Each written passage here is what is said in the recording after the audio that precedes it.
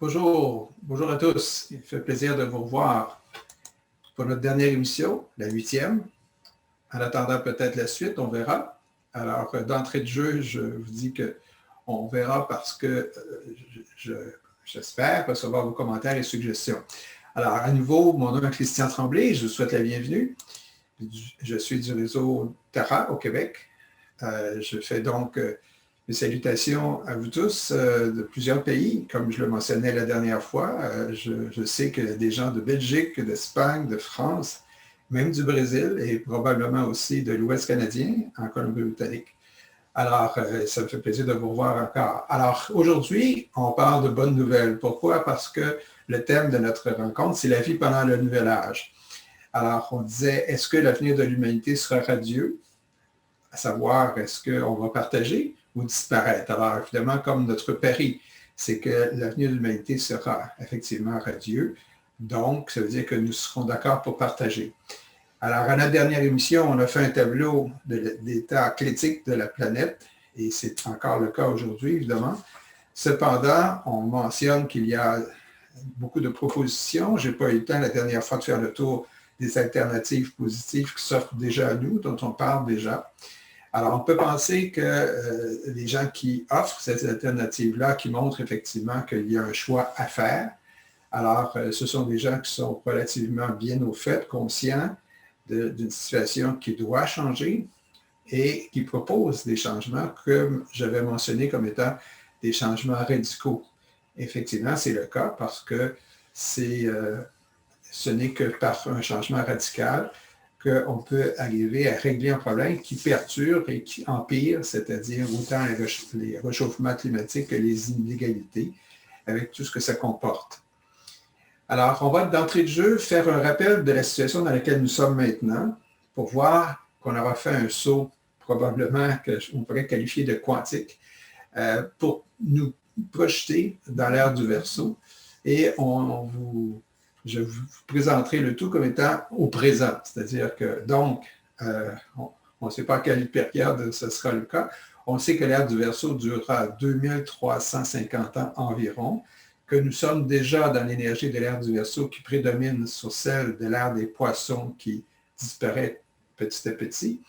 Et donc, cette énergie-là, qui est la conscience et le travail de groupe, également de synthèse, s'établit de plus en plus. Et c'est dans ce cadre-là qu'on voit des solutions globales, puisque la synthèse est déjà présente dans notre réflexion, dans nos propositions. On y reviendra. Alors, quelle est la situation aujourd'hui? Aujourd'hui, on sait que Maitreya et 14 autres maîtres sont toujours là et qu'ils travaillent à nous inspirer, c'est bien sûr, et également ils sont en contact avec des milliers de personnes qui, conscients de leur présence, travaillent avec eux pour préparer déjà l'avenir, c'est-à-dire après le jour de la déclaration. De nombreuses propositions qui sont déjà en partie sur la table nous seront à nouveau présentées et on sera dans un contexte d'ouverture pour les mettre en pratique en usant de notre libre arbitre pour les accueillir, être d'accord de travailler avec eux, avec les autres qui seront également présentés et de faire les changements radicaux dont on parlait. Alors, on suppose, Benjamin Crème n'est plus là pour nous le confirmer, mais que Maitreya continue des entrevues à la télévision, comme il l'a fait depuis plusieurs années, sous un autre nom, comme il nous le dit, c'est-à-dire qu'il préfère se faire connaître par ses idées avant de se présenter lui-même. Donc, on peut penser que plusieurs des gens qui font des propositions d'alternatives sont probablement, c'est ma propre déduction, des gens avec qui déjà Maitreya travaille ou inspire à tout le moins, même s'ils ne le savent pas qu'ils travaillent avec Maitreya, et qui effectivement sont dans cette conscience-là et dans l'inspiration donnée par les maîtres. Parce que cette inspiration-là est accessible à tous, alors de sorte que ce n'est pas nécessaire que ces gens-là connaissent d'où vient l'inspiration. C'est une démarche, évidemment, dont ils prendront conscience petit à petit, dans le cadre des connaissances qu'on aura à l'ère du Verseau. Donc, c'est un contexte qui est là.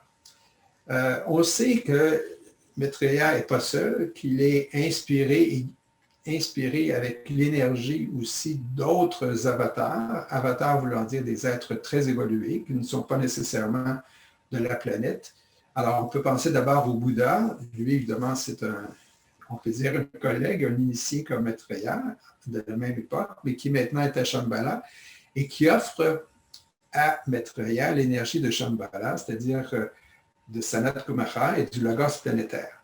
En plus, on vous a déjà parlé dans les rencontres précédentes qu'il y avait parmi nous maintenant 2 avatars, un qu'on appelle l'esprit de paix et d'équilibre et l'autre l'avatar de synthèse. Alors, ces 2 avatars travaillent depuis déjà un moment à changer l'énergie sur Terre. Alors, on peut dire que l'esprit de paix ou d'équilibre, et là je lis ce que Benjamin Crème nous en dit, œuvre à travers la loi d'action et de réaction et déverse leur présence cosmique sur le chaos du monde actuel. Les énergies d'équilibre, donc, saturent la Terre à l'heure actuelle. Et l'avatar de synthèse, évidemment, nous permet d'être dans cette conscience globale qui sera propre à toute l'énergie de l'ère du Verseau. Est-ce que ces avatars seront avec nous plus tard? On ne sait. Par contre, leur présence est vraiment très bénéfique, puisque au moment où Maitreya se présentera, toute l'énergie sera déployée par tous ces gens pour nous permettre d'avoir une conscience très ouverte au changement à ce moment-là. Alors, il y a donc, on l'a mentionné, 15 maîtres avec Maitreya, qui sont déjà actifs un peu partout. On en connaît un seul pour le moment, c'est Jésus, qui est à Rome, mais on connaît d'autres villes où il se situe, quoique ces maîtres peuvent évidemment se déplacer à volonté, puisqu'ils sont maîtres de la matière de leur corps qu'ils peuvent utiliser comme ils le désirent et où ils le désirent.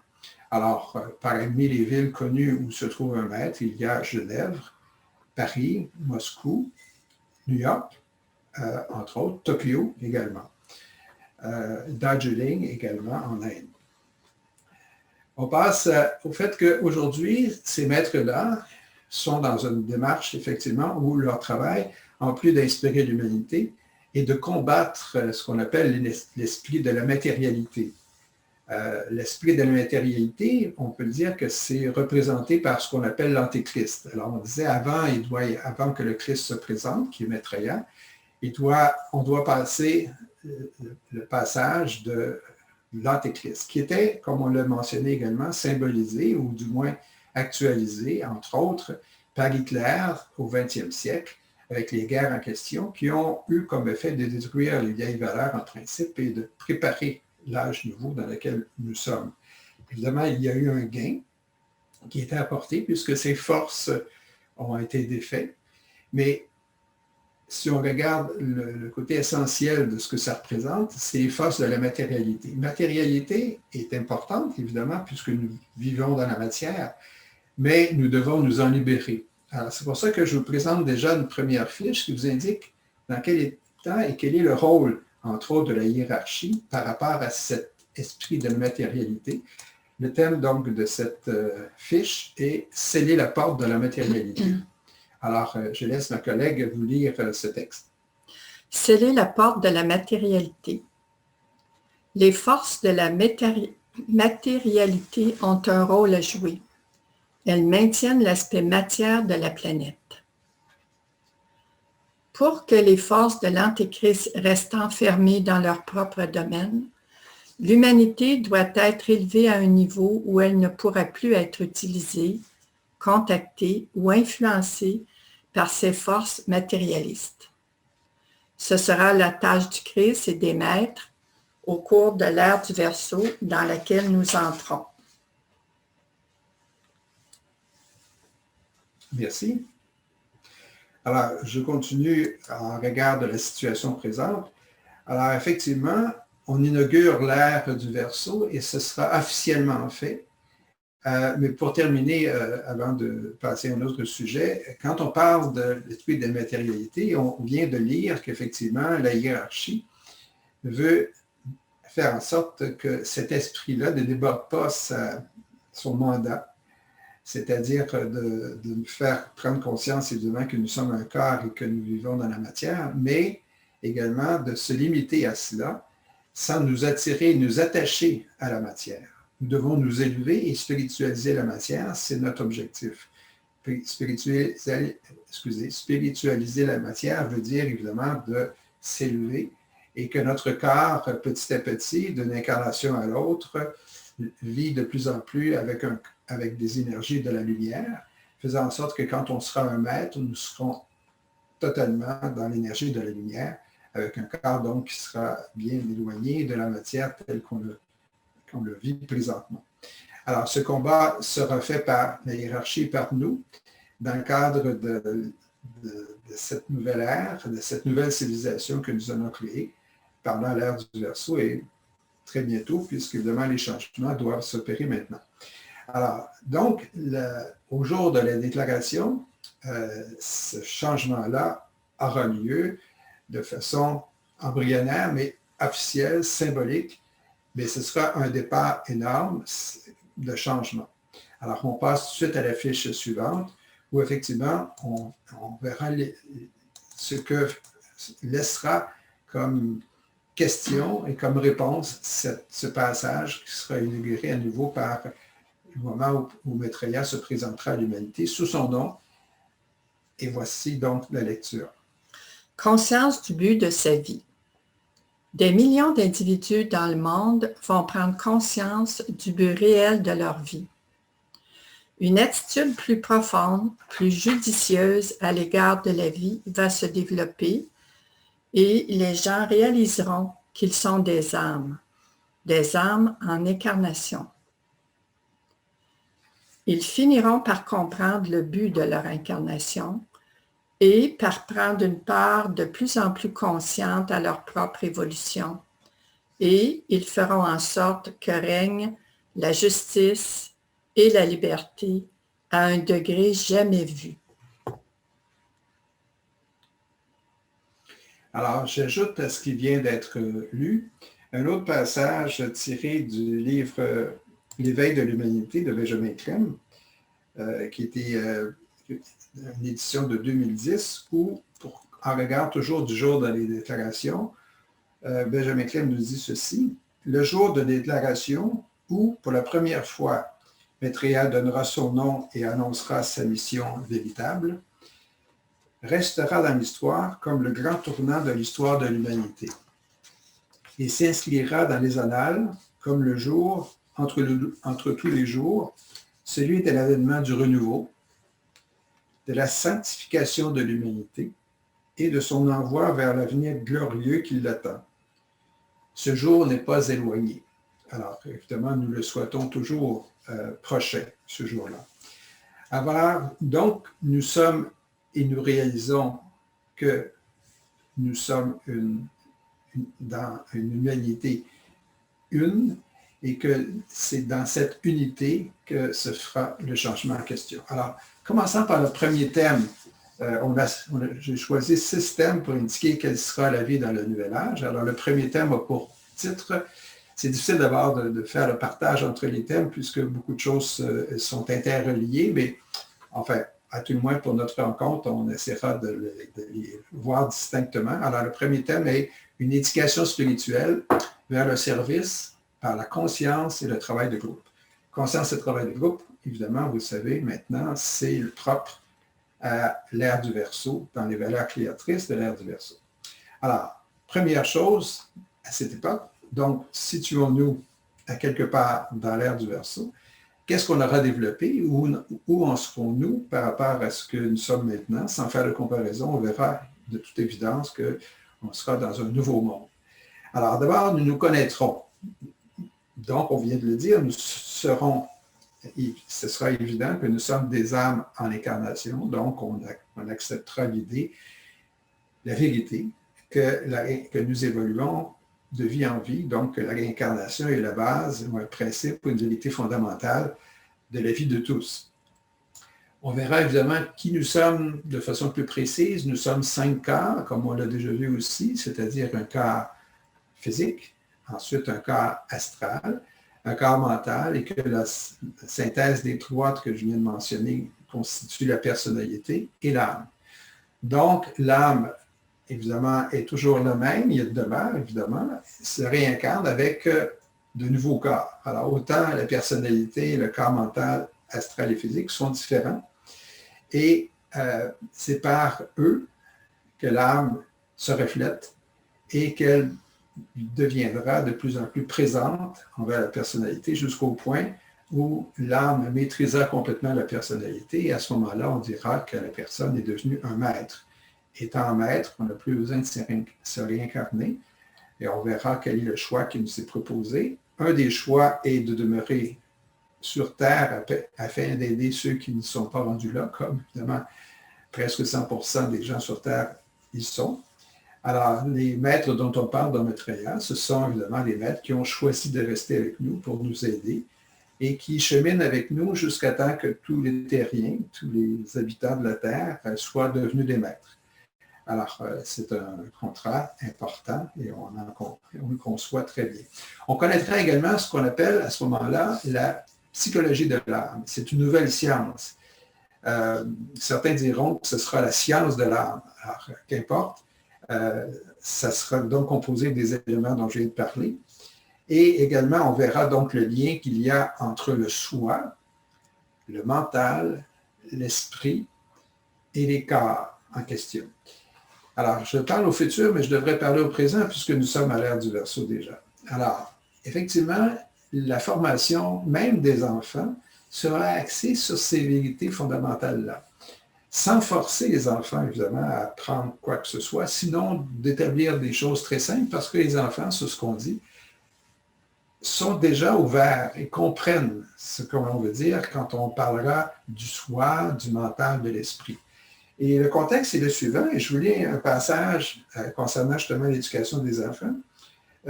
Il est dit dans le livre « Le rassemblement des forces de la lumière » de Benjamin Crème, qu'en parlant des enfants, on dit, je cite, « Laissez-les libres d'être et de devenir eux-mêmes. Protégez-les des croyances et n'étouffez jamais leur spontanéité, car c'est d'elles que vient l'expression de leur caractère unique en tant qu'âme. » Alors, vous voyez que déjà, à l'ère du Verseau, ces principes sont déjà bien appliqués.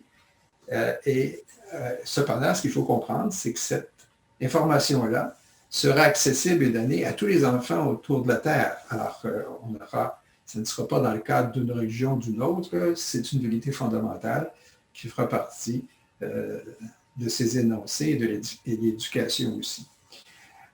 Donc, on atteindra rapidement ce qu'on appelle la réalisation du soi, ou du moins le concept de réalisation du soi, qui se fait par l'expérience du soi, la conscience du soi et enfin la réalisation du soi. C'est-à-dire, ce sont des étapes que l'on peut franchir dans une vie, mais dans le cadre de nombreuses vies, puisque la réalisation du soi se complète au moment où nous avons atteint le niveau de perfection qu'on appelle la réalisation du soi, comme je le mentionnais tout à l'heure.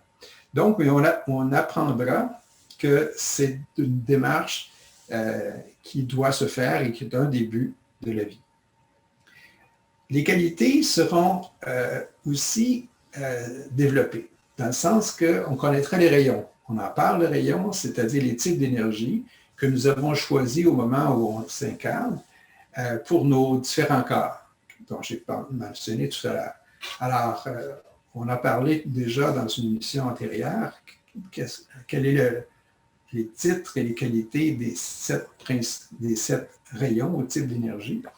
Alors, cependant, il faut bien se connaître pour savoir quels sont les types d'énergie que nous avons choisis en se réincarnant pour nos différents corps, y compris l'énergie de l'âme. Alors, cette connaissance-là sera acquise parce qu'on aura les moyens de le connaître, parce qu'on a les moyens de le connaître en étant à l'ère du Verseau, on le développe, on réussit à en prendre conscience et d'agir en conséquence. Donc, la qualité de nos types d'énergie nous aide à évoluer, puisque nous avons évidemment les qualités, mais nous avons des défauts, et on se sert des qualités d'un type d'énergie pour combattre les défauts d'un autre type d'énergie, afin de, évidemment, de venir et tendre vers la perfection.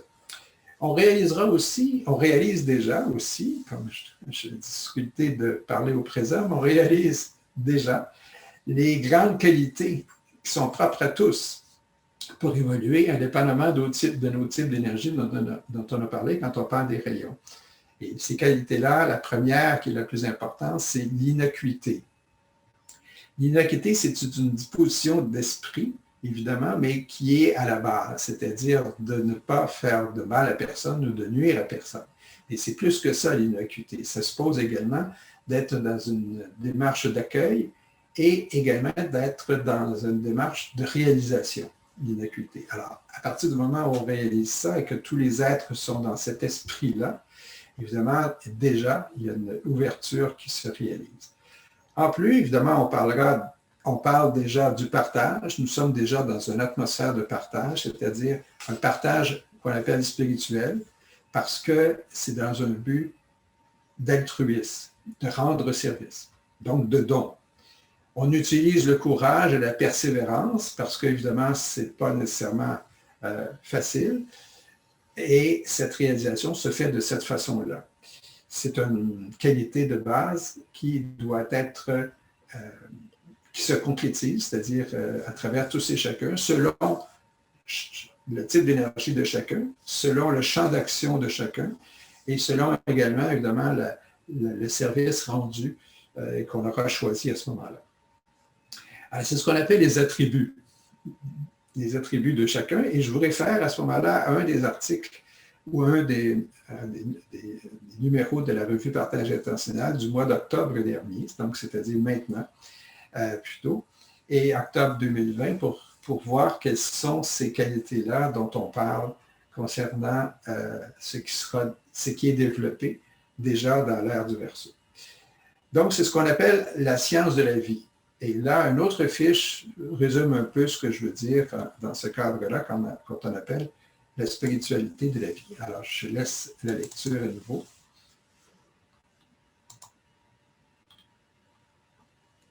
Alors, la base spirituelle de la vie.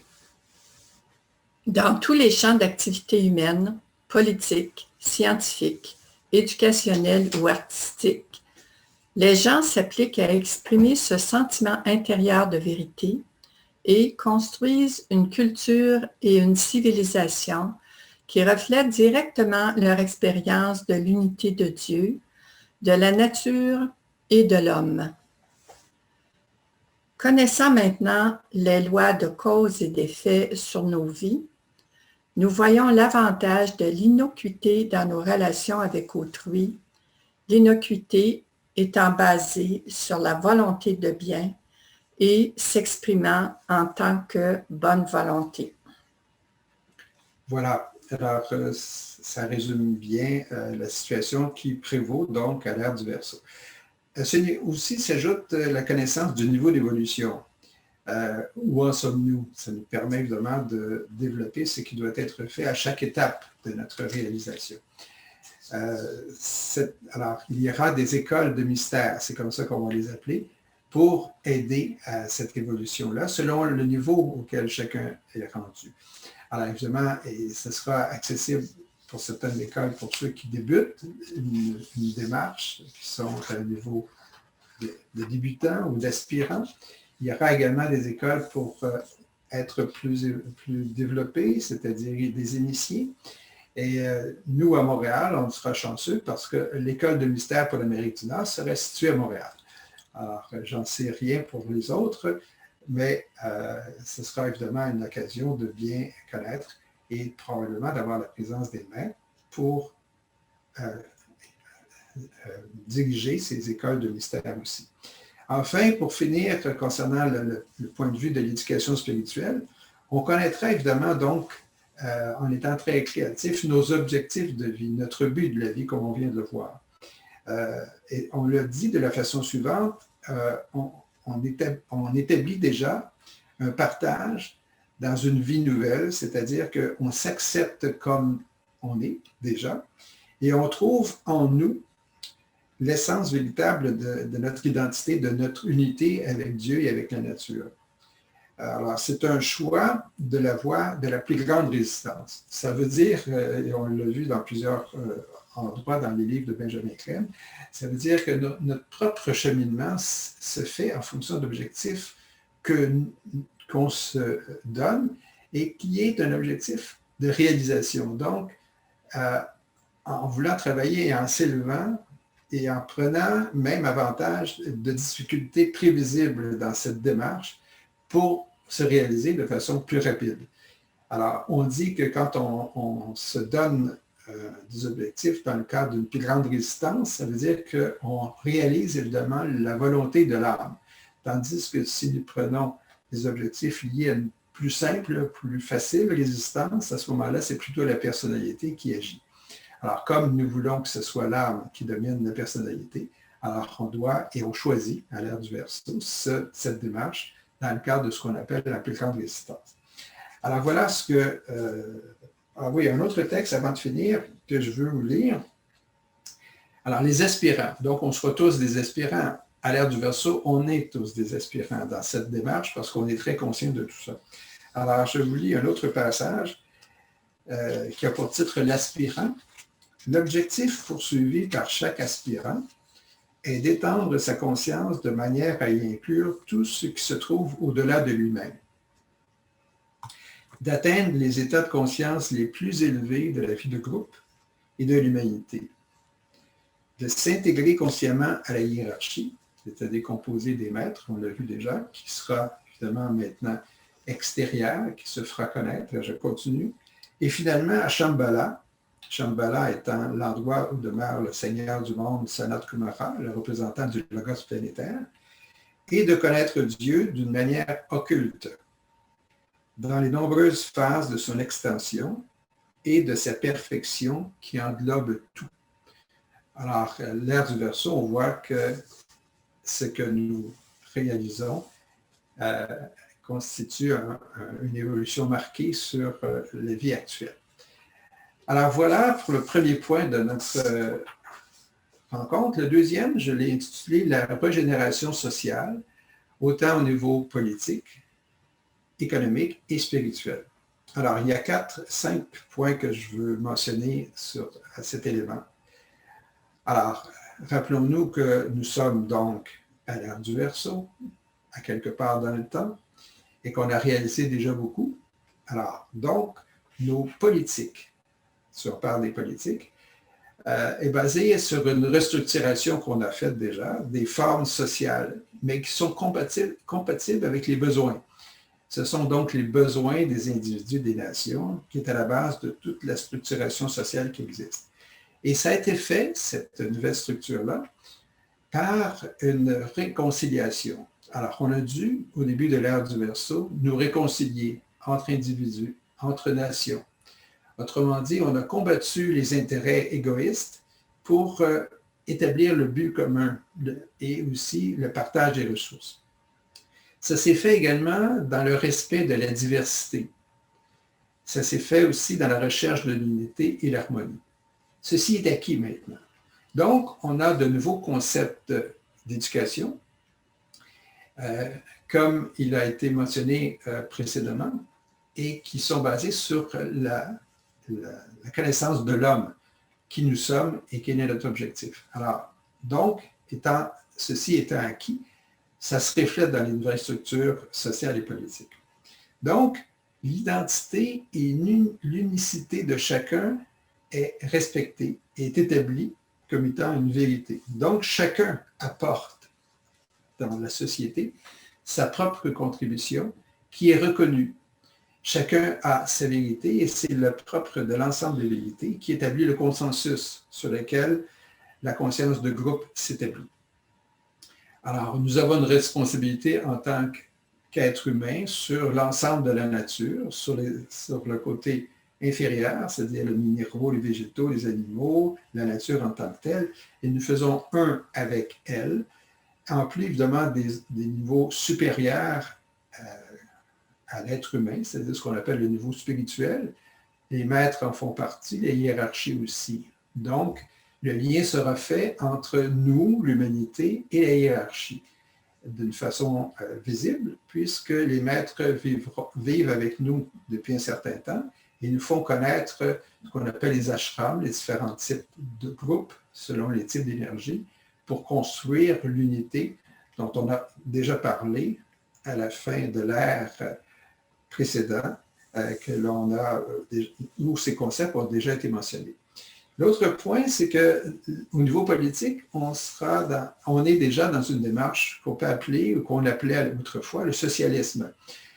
C'est-à-dire qu'il y a un travail privé qui peut se assembler à ce qu'on appelait le capitalisme à l'époque, mais c'est dans un cadre d'ouverture et de spiritualité, il va sans dire, mais non pas dans un cadre de profit égoïste.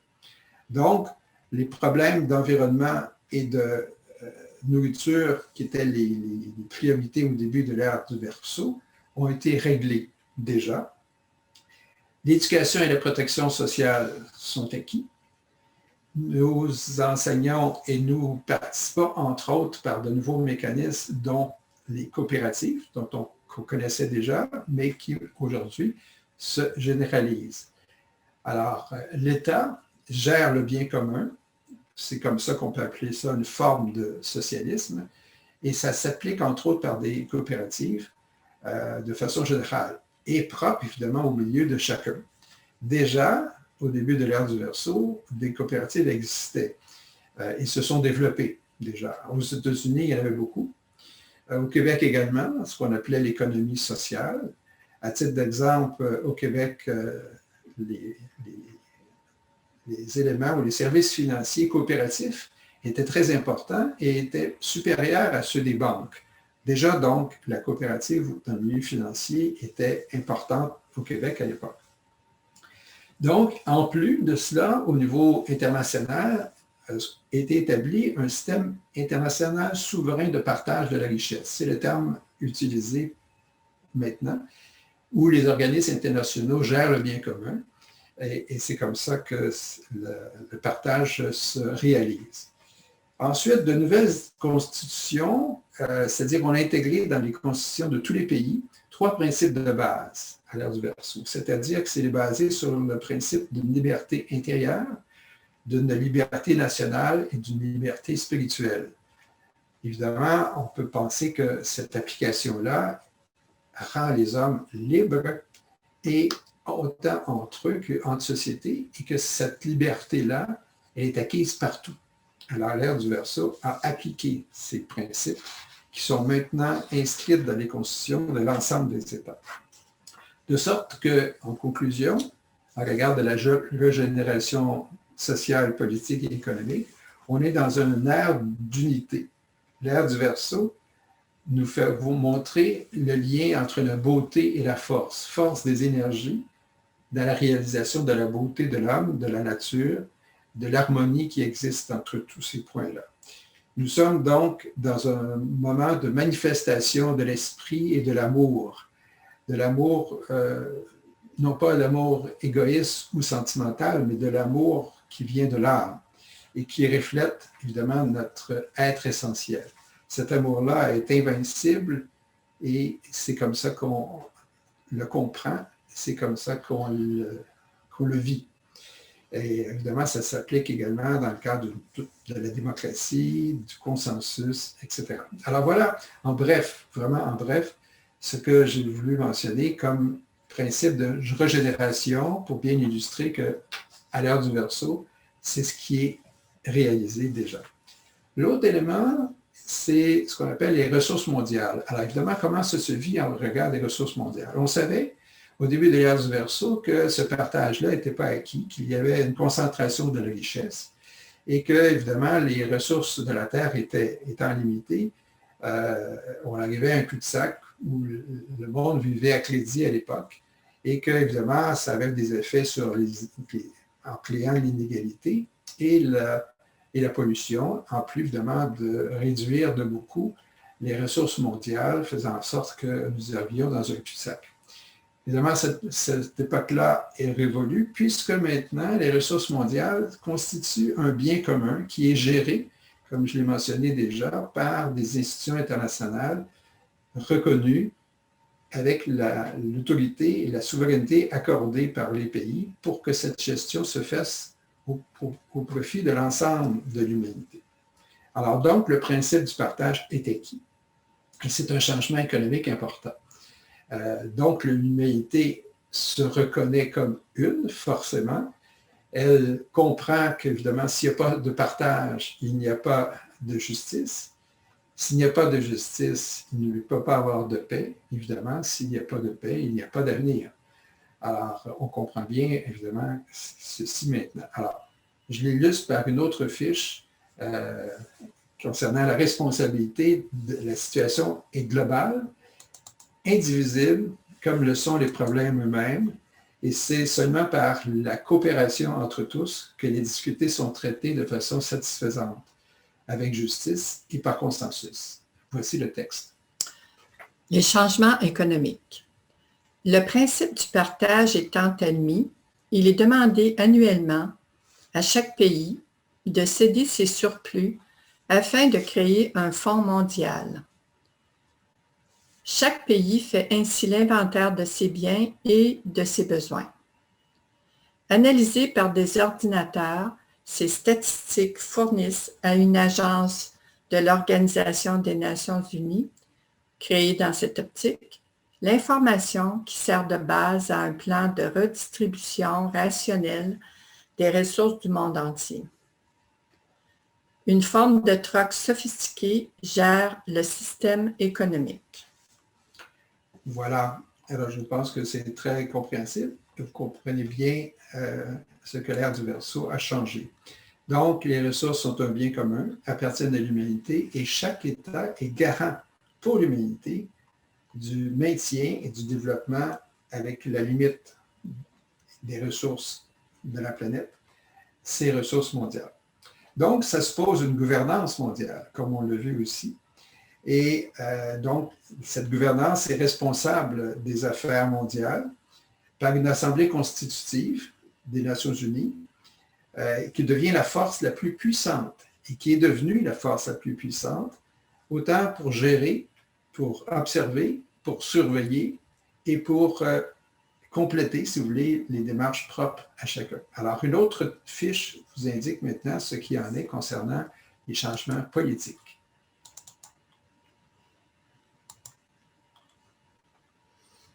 Les systèmes politiques. Le système démocratique est juste et efficace puisqu'il est désormais axé véritablement vers le bien commun.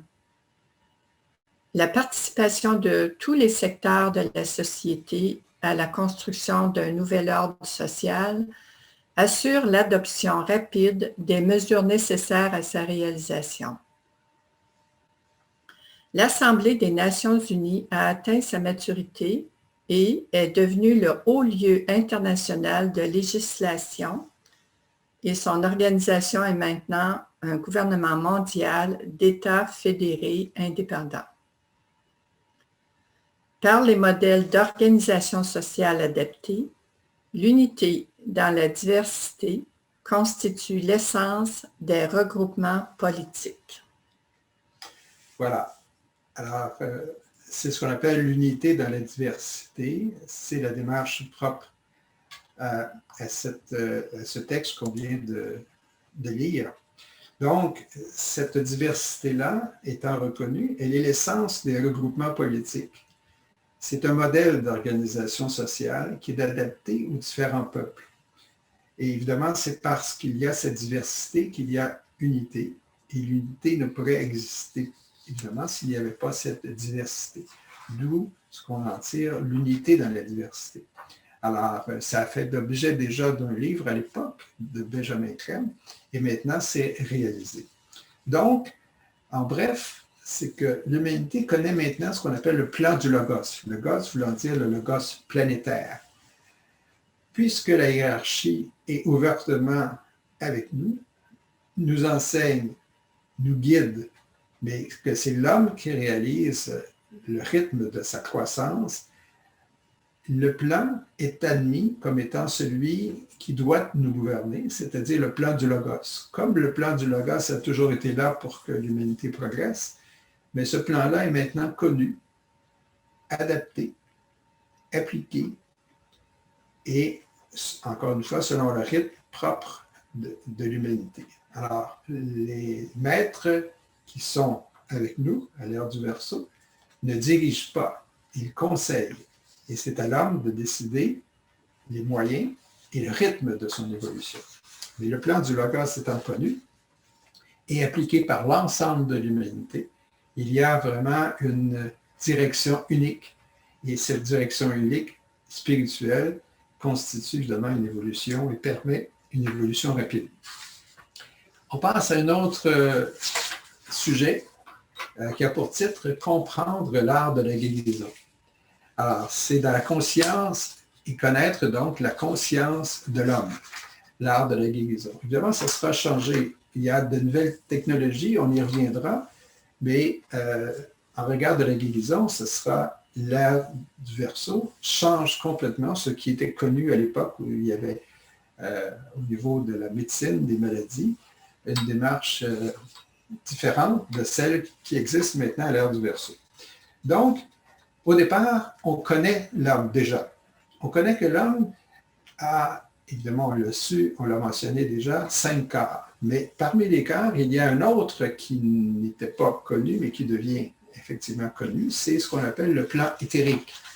Alors, le plan éthérique, c'est le niveau d'énergie qui nous vient de l'âme et qui entoure l'être humain.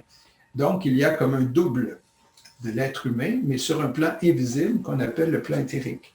Mais l'énergie de l'être humain qu'il reçoit de l'âme passe d'abord par le plan éthérique, entre dans le corps physique par l'intermédiaire des chakras, des 7 chakras, il y en a d'autres, mais les 7 principaux chakras qu'on connaissait déjà, mais qui maintenant font l'objet de la connaissance médicale, et par l'intermédiaire des différentes glandes de l'être humain, effectivement, contrôle tous et chacun des fonctions de vie de l'être humain. Alors, ces différentes étapes ou liens, maintenant, à l'ère du Verseau, sont connus. Et on comprend que c'est d'abord, au niveau du plan éthérique, qu'on doit faire les démarches s'il y a des effets négatifs en regard de tel ou tel problème ou telle maladie. Alors, les chakras, là, entre autres, la science des chakras, comme on pourra l'appeler, est maintenant connue à l'ère du Verseau, on l'applique. Et on comprend le niveau d'énergie et comment fonctionne ce passage-là. Et on le comprend également par une autre connaissance qui est nouvelle, qui est la technologie de la lumière. Alors, on y reviendra plus loin, mais cette technologie-là fait en sorte qu'on n'a plus besoin de médicaments, ni d'actes chirurgicaux.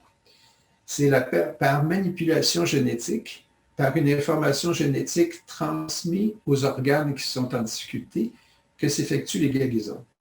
La guérison est donc rapide, puisque si on a un problème au foie et que le foie est réorganisé, c'est-à-dire qu'il reçoit une nouvelle information génétique qui le régénère, à ce moment-là, plus de chirurgie, on retrouve un organe sain, à titre d'exemple, et c'est la même chose pour l'ensemble de difficultés qu'on peut connaître.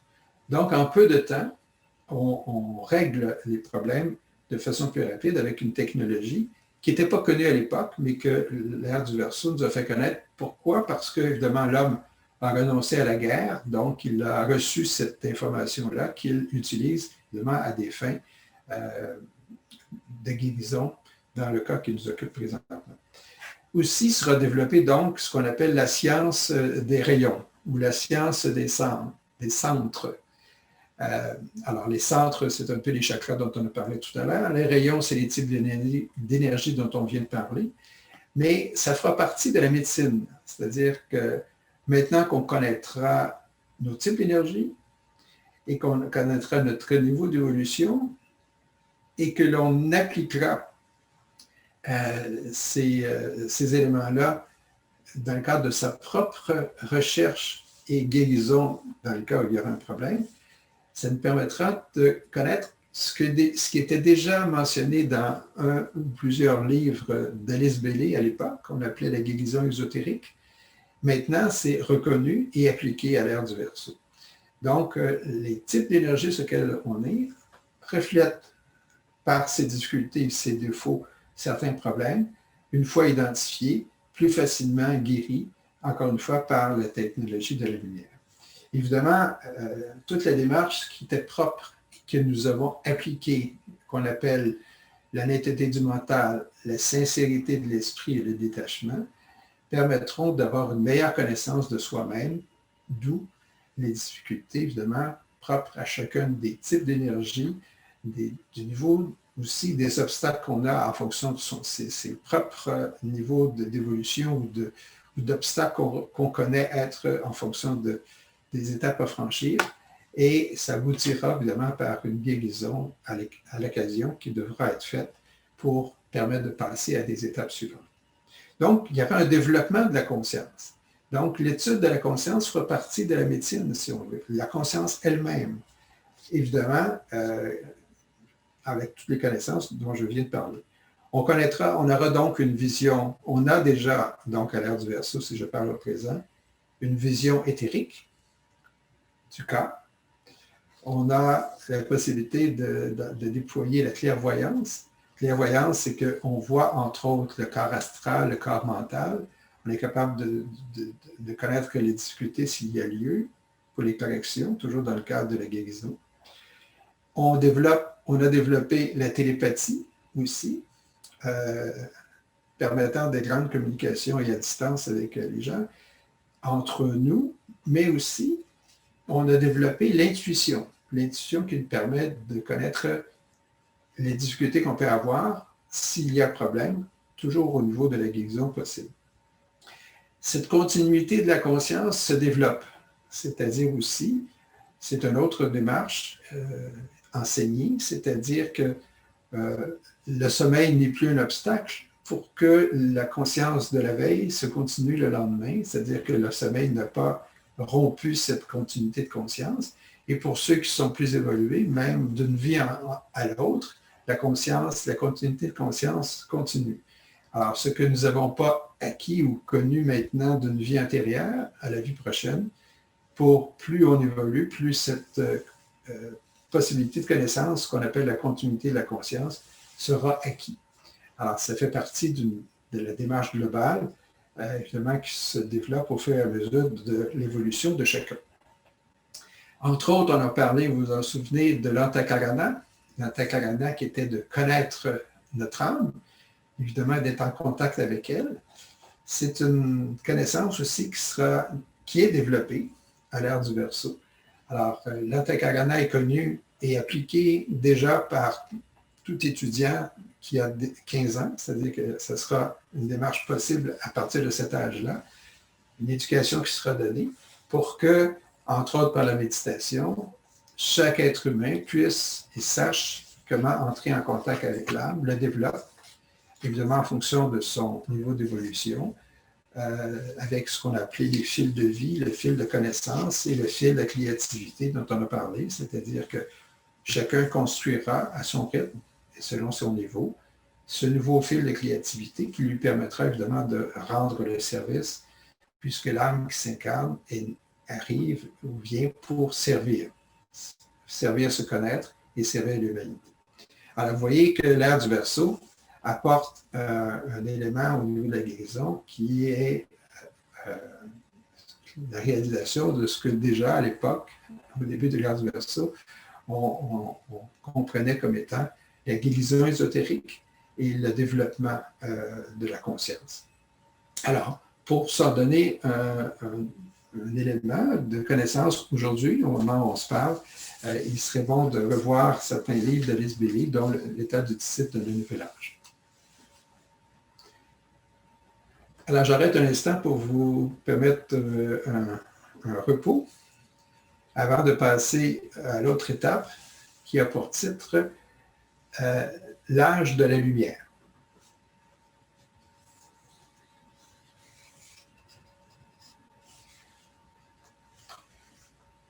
Alors, on se rappelle qu'on est à l'ère du Verseau.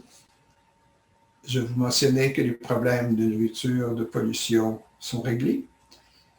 Par contre, il ils ont été réglés puisque nous avons, entre autres, accepté de renoncer à la guerre, que nous vivons de partage à l'ère du Verseau et que nous avons développé une harmonie avec l'environnement. Donc, toutes les ressources qui étaient consacrées à l'époque à l'armement, à la sécurité, ont été mises au profit du développement de l'humanité à tous les niveaux, c'est-à-dire qu'au niveau de sa vie, au niveau de sa santé, de sa sécurité, de son éducation, de ses logements, ça permet à l'humanité de vivre avec de temps de repos, ce qu'on appelle des loisirs. On a effectivement permis à ce que chacun ait du temps pour se connaître, pour se comprendre, pour être en relation avec les autres, pour travailler en groupe et développer, en plus de sa vérité, développer ce qu'on appelle une conscience de groupe. Pour cela, il faut donner du temps. Et ce temps-là est maintenant acquis à l'ère du Verseau. Et pour que ce soit acquis, entre autres, les gestes ou le travail qui est difficile, qui est répétitif et qui était le propre au début de l'ère du Verseau, où l'homme était limité à faire le même geste pendant de longues heures et qu'il n'apportait rien à sa créativité, est maintenant résolu. C'est-à-dire que l'homme, à l'ère du Verseau, peut créer ce qu'on appelle des machines qui le remplacent et qui fabriquent les biens qu'on a toujours besoin, évidemment, comme des vêtements, comme l'agriculture, comme tout équipement propre à réaliser les biens dont on a besoin. Alors, ces machines-là sont toujours nécessaires, mais maintenant sont de plus en plus importantes. Ce sont finalement des robots créés par l'homme, et même, puisque nous sommes maintenant à une période avancée de l'ère du Verseau, sont même créés par la volonté. C'est-à-dire que l'homme sait maintenant comment utiliser les forces de la nature et de créer par la seule volonté, évidemment par sa connaissance de la façon de le faire, des objets, donc des robots, des machines, qui ont pour tâche évidemment de faire des gestes que l'homme n'a plus besoin de faire et qui lui permet d'être libre. Et cette liberté-là, évidemment, comme je le disais, est utilisée aux fins d'une démarche spirituelle. Et c'est vrai pour toutes les personnes, pour toute l'humanité. On connaît à l'ère du Verseau, au niveau de la technologie, ce qu'on appelle la fusion à froid. On connaissait à l'époque la fission nucléaire, évidemment, avec tous les effets nocifs que l'on ne connaissait pas, mais que maintenant on connaît, à l'effet qu'il n'y a plus de centrale d'énergie électrique, mais à la base de l'énergie nucléaire. On a compris effectivement tous les effets nocifs de ces centrales qui sont remplacés maintenant par la technologie de la lumière. Mais plus particulièrement, il y a une technologie maintenant que l'on connaît qui s'appelle la fusion à froid. C'est-à-dire que c'est toujours une réaction nucléaire, mais à froid, et qui est basée seulement sur l'eau. Alors, un simple isotope d'eau permet de donner une énergie assez grande pour que tout le monde puisse l'utiliser et qui lui donne l'énergie dont il a besoin. Alors, c'est l'énergie de chauffage, l'énergie de lumière, l'énergie, toute forme d'énergie. Alors, les grandes centrales électriques ne sont plus nécessaires puisque cette technologie-là est répandue et maintenant, toute l'humanité en tire profit. Donc, tous les éléments ou les besoins de base sont maintenant acquis. Par exemple, à l'époque, on disait qu'il y avait près de 3 milliards d'êtres humains qui avaient besoin de bois pour chauffer ces aliments. Évidemment, ce n'est plus le cas. Donc, le problème de déforestation qui était lié à ça, d'utiliser le bois à grande échelle, n'existe plus. Alors, on peut voir que la simple technologie de la fusion à froid a réglé un ensemble de difficultés. La technologie de la lumière, maintenant, est acquise également. Cette technologie-là, évidemment, permet que l'énergie du soleil, l'énergie solaire, soit captée, stockée et utilisée à grande échelle. Les voyages maintenant. Alors, évidemment, il y a une nouvelle technologie du transport également qui est développée maintenant. Ce qui dit que les hommes, comme on dit, je vous lis, les hommes conquièrent l'espace et détruisent l'illusion du temps. C'est le cas maintenant. Les énergies du cosmos, maintenant connues, sont maîtrisées et utilisées à bon escient. Alors, prenons l'exemple du moyen de transport. Si on peut se déplacer d'une région à l'autre rapidement, sans fatigue, en douceur, et évidemment très rapidement, je l'ai mentionné, la différence est énorme. Alors donc, à l'ère du Verseau, le voyage est acquis, facile, non polluant, et permet même des déplacements de beaucoup de gens en même temps. On y reviendra. Les machines, on en a parlé. La science de la lumière, c'est ce que je vous disais. Alors, ça nous sera révélé par ce qu'on ne connaît pas maintenant. Et ça permet évidemment que ce qu'on appelle, ce sera le lien, quand on parle de la science de la lumière, entre l'énergie solaire et le magnétisme de la Terre. Déjà, on peut comprendre au début de l'ère du Verseau qu'il y avait une possibilité. On l'a développé et maintenant, c'est rendu facile. Alors, donc, toute l'énergie au début de l'ère du Verseau qui était de l'énergie qui était liée aux énergies fossiles a disparu. Donc, la pollution qui était liée à l'utilisation de cette énergie-là, évidemment, n'existe plus. Donc, la révélation des mondes invisibles, c'est comme ça qu'on le présentait, mais c'est comme ça que ça se vit maintenant. Alors, en bref, voilà que l'âge de la lumière est acquise et ça fait partie maintenant des bienfaits dont l'humanité tire profit à l'ère du Verseau. Un dernier point est important, et je conclus notre passage à l'ère du Verseau par le dernier qui s'appelle les frères de l'espace. Avant de passer au point, je pense que j'ai oublié une fiche. Oui, c'est le cas. Alors, je vous la montre maintenant. C'est l'approche du travail. Alors, je vous mentionnais tout à l'heure qu'on avait créé des machines. Alors, je l'illustre par ce texte-là qu'on vous lit maintenant. Approche du travail.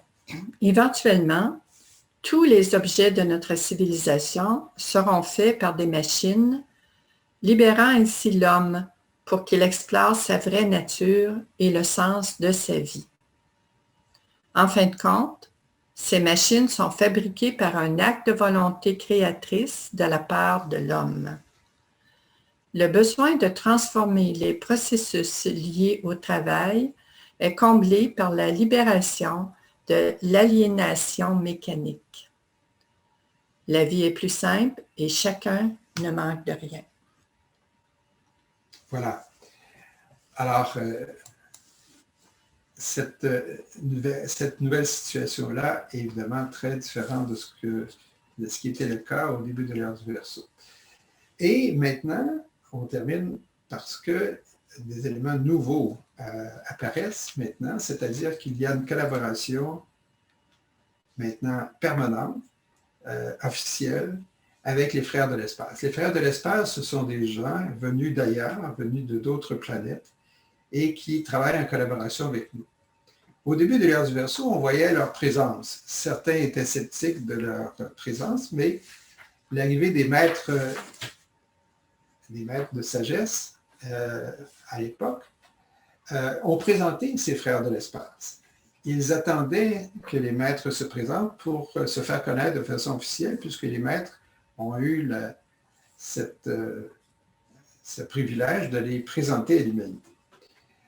Ils étaient déjà actifs à l'époque, entre autres et particulièrement parce qu'ils avaient une technologie qui leur permettait de supprimer les effets nocifs de l'énergie nucléaire qui se dégageait suite ce qu'on a appelé les explosions, les essais, mais aussi par les simples centrales nucléaires qui officiellement devaient être sans effet nocif, mais qui, au contraire, avaient un effet nocif très important au point que ces énergies nucléaires-là étaient à l'origine de beaucoup de maladies dont, parce que, évidemment, le système immunitaire a été attaqué, et entre autres par l'Alzheimer.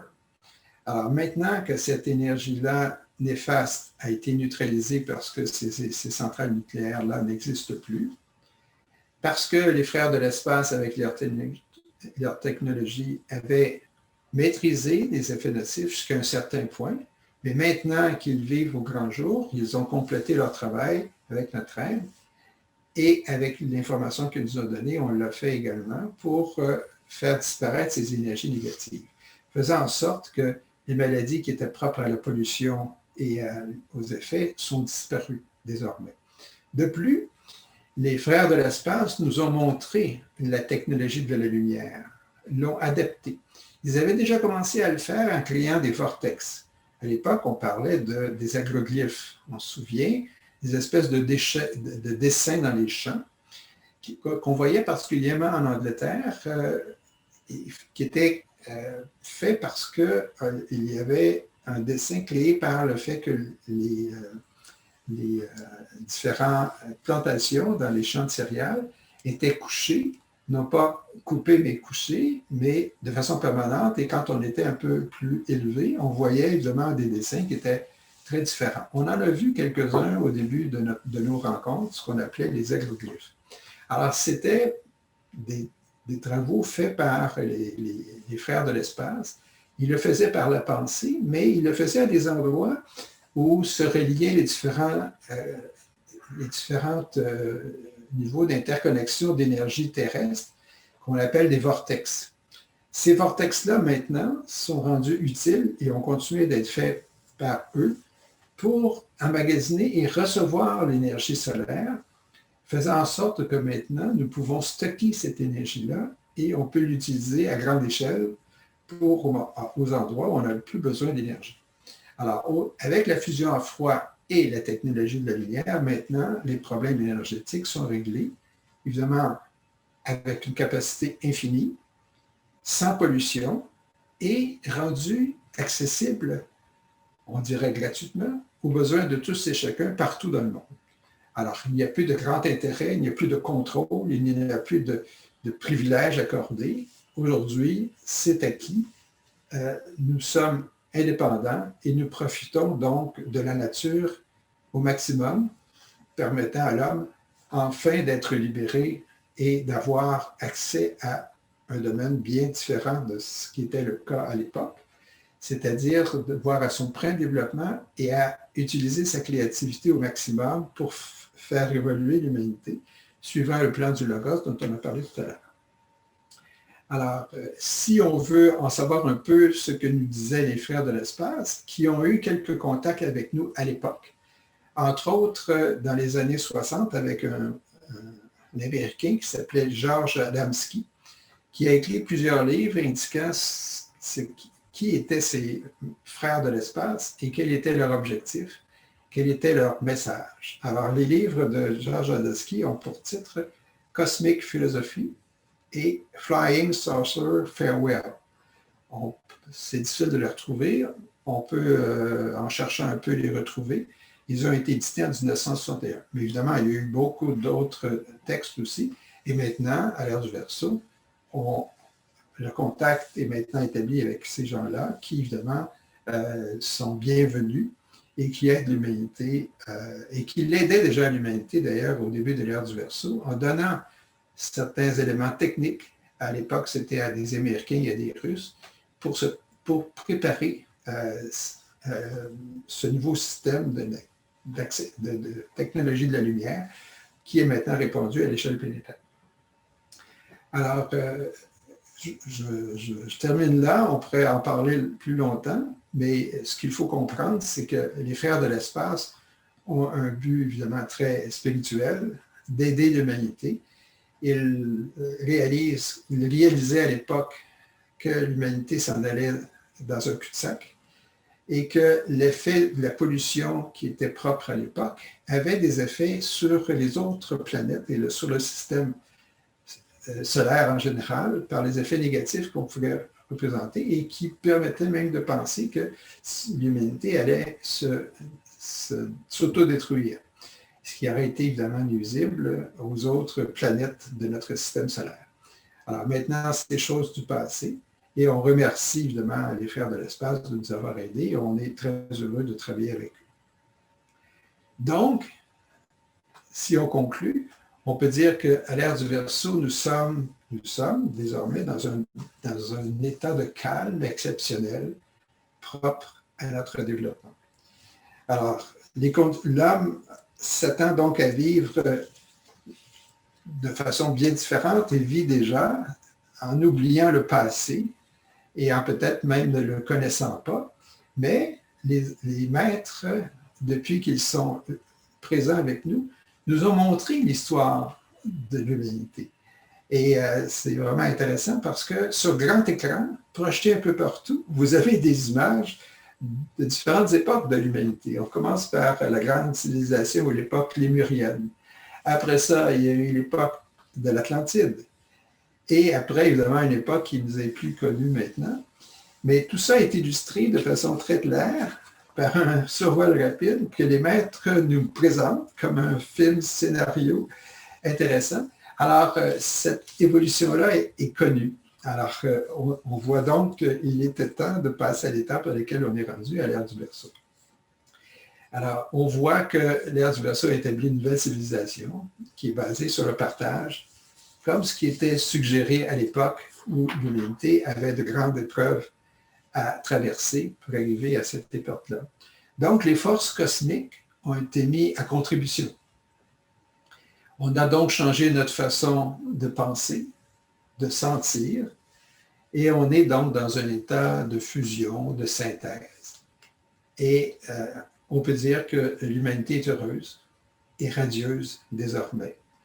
Et ceci est l'aboutissement d'une démarche qui est le fruit du travail de l'humanité, de l'éveil de sa conscience et évidemment qui le porte à un avenir radieux. Alors, je pense que Benjamin Crème nous l'a illustré déjà dans un des passages que je vais vous lire, parce que réalisant que l'humanité est une, que la vie est une, on a pu faire de grandes choses. Alors, il le mentionnait déjà de cette façon-ci. Les énergies du Verseau, par leur qualité de synthèse, élargiront la conscience individuelle jusqu'à ce qu'elle puisse embrasser l'humanité entière. Nous pourrons alors être des individus à part entière, uniques, et en même temps faisant partie de ce grand groupe que nous appelons l'humanité. Ce passage provient du livre Mission de Maitreya, tome 3, à la page 248. Je vous réfère à ce livre-là parce que vous pourrez en lire davantage sur l'ère du Verseau, l'ère où j'ai voulu vous transporter afin d'illustrer que la démarche qu'on fait maintenant est couronnée de succès parce que notre choix, le choix qu'on doit faire, est d'aller évidemment vers le partage, vers la justice, pour arriver à la paix et enfin s'ouvrir à l'ère du Verseau, qui est radieuse et qui est le propre de notre propre devenir à ce moment-là.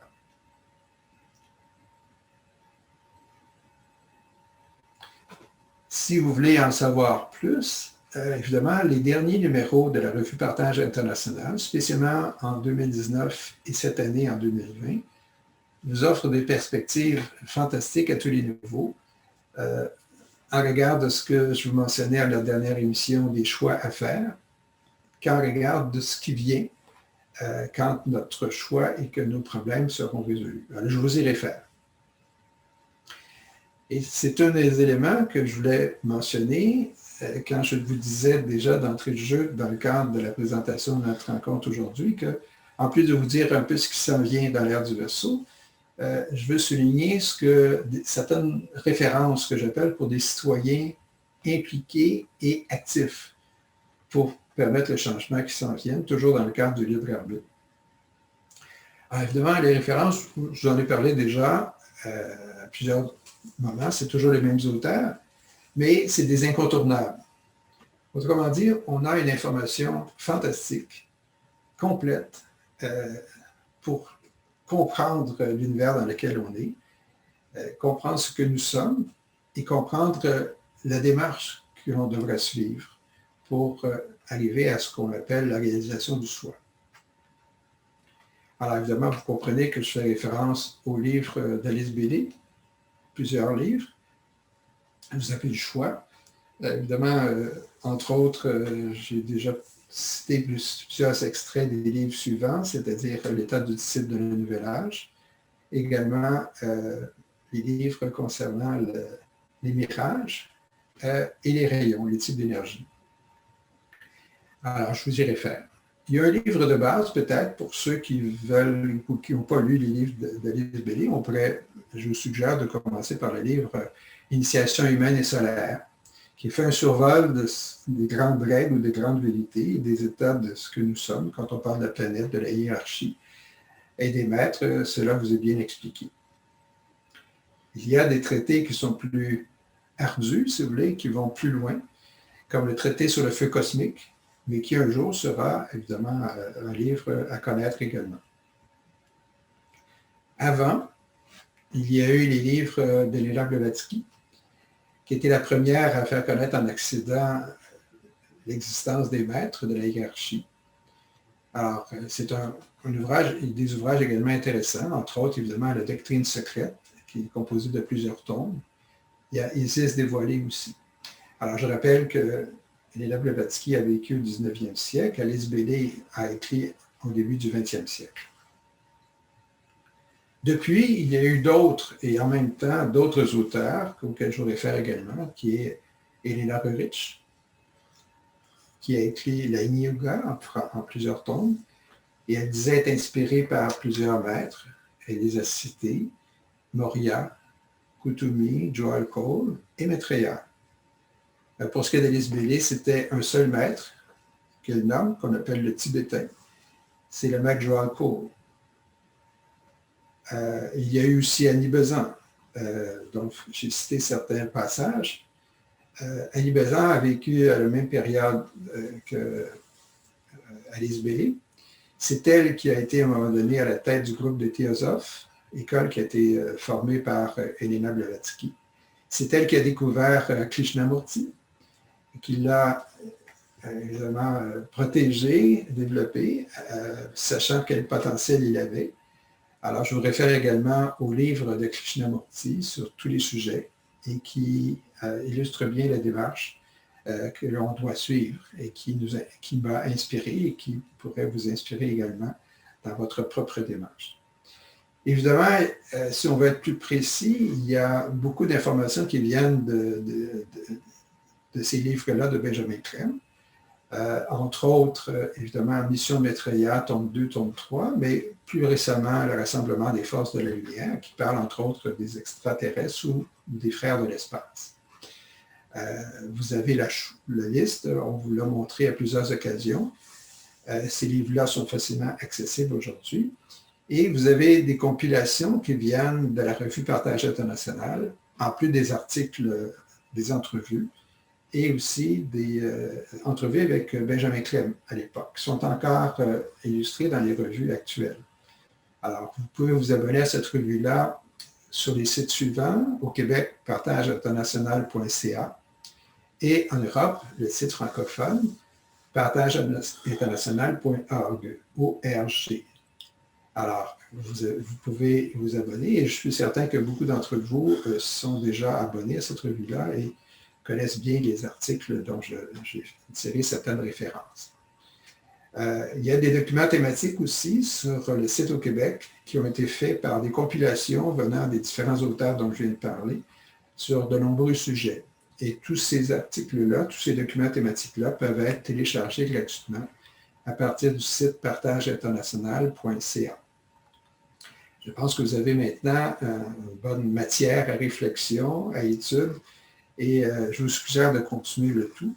De sorte qu'en conclusion, c'est ma conclusion que je vous laisse en terminant notre 8e rencontre, c'est que je vous remercie évidemment de votre fidélité à nos rencontres, de votre patience, puisque nos présentations a été longue, sans doute beaucoup trop longue dans certains cas. J'espère que vous avez trouvé quelque chose de nouveau pour ceux qui sont déjà bien au fait et que surtout, pour tout le monde, que vous ayez le goût de continuer les recherches, de continuer la démarche, de lire et également dans la joie de la découverte aussi et qu'en bout de piste, que vous soyez d'accord au changement, que vous puissiez être participant à ce changement-là qui doit être fait dans le cadre du changement radical que je crois est le choix évident qui doit être fait maintenant.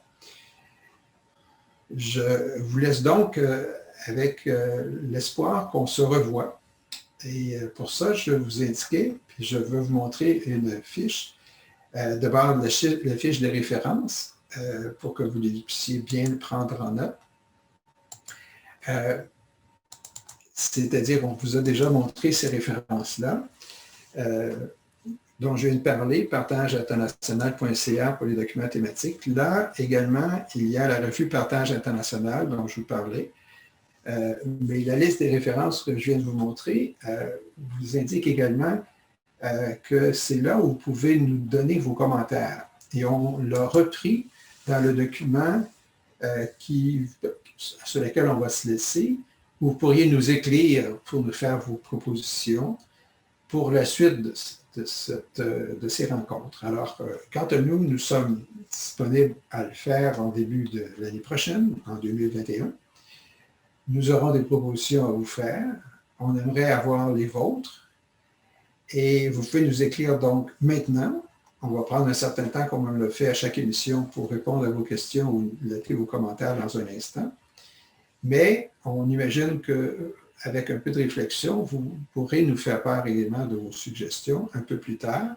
On en prendra note donc sur les sites dont on vous montrer les références pour nous écrire.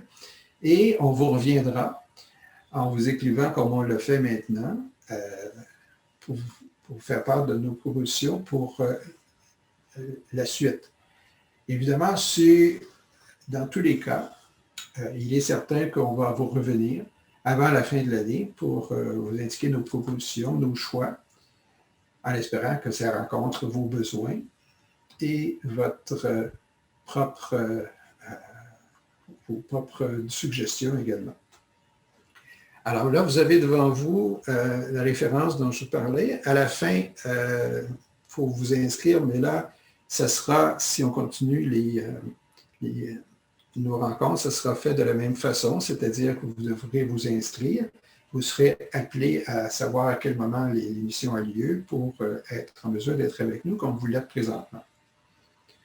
Alors, en attendant de voir les commentaires ou questions que vous auriez posées suite à notre présentation d'aujourd'hui, je vous laisse avec la fiche qui complète et qui vous fait part des endroits où vous pourriez nous écrire pour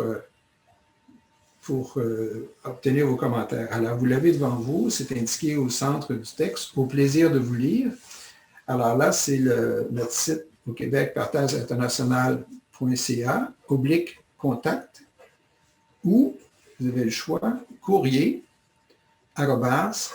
@terraquebec, demain il n'y a pas l'accent, .org. Alors, ce sera ça qui vous permet de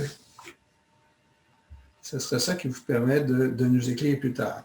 Alors, je vérifie à l'instant si vous avez fait part de commentaires ou de questions. Je vois que non. Alors, donc, on ne prendra pas de temps à ce titre. Alors, c'est maintenant, donc, qu'on va se laisser. À nouveau, merci de votre présence. Ça m'a fait plaisir de vous présenter ces informations-là qui, encore une fois, j'espère, vous ont été agréables à recevoir et a répondu à vos besoins. Alors, à la prochaine. Merci. Au revoir.